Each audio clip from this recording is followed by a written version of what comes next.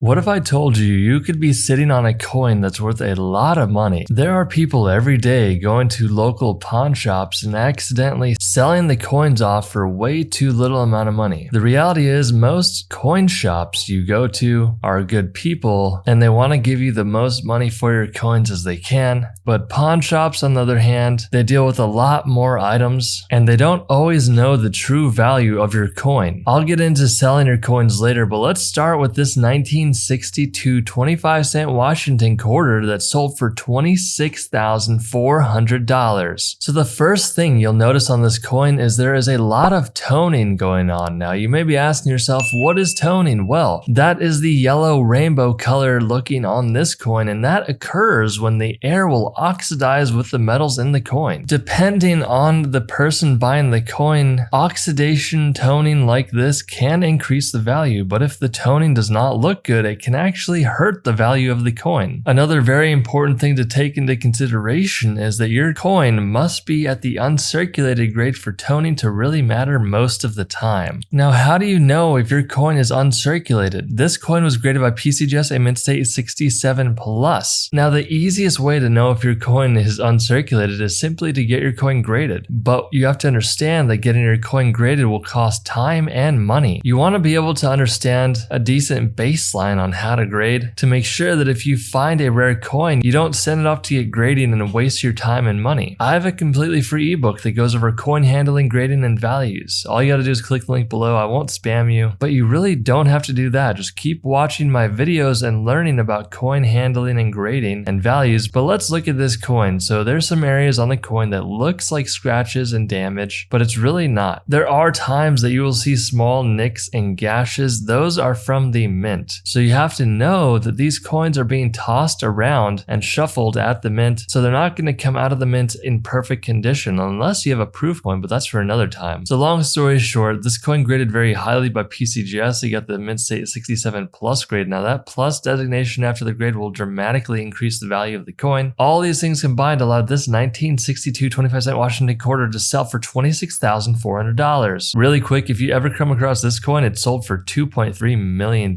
So make sure you know what you're doing. Don't get scammed and ripped off, but let's go to the next coin. This is what a proof coin is. So this is a 1999 S 25-cent Delaware Washington quarter graded by PCGS a proof 70. Now that's the perfect grade of 70, and that's what allowed it to sell for $2,530. Now really quick, what is a proof coin? You can tell you have a proof coin if the backdrop or the field of the coin looks like a mirror, just like this one. If you have a proof coin, the chances of you getting it graded at a 70 grade is slim to none, so I don't recommend doing that unless you are experienced. Again, this coin sold for $2,530. Wait, 90% of you that watch the videos are still not subscribed. So you better subscribe right now so we can keep the lights on. Wait, no, I was kidding.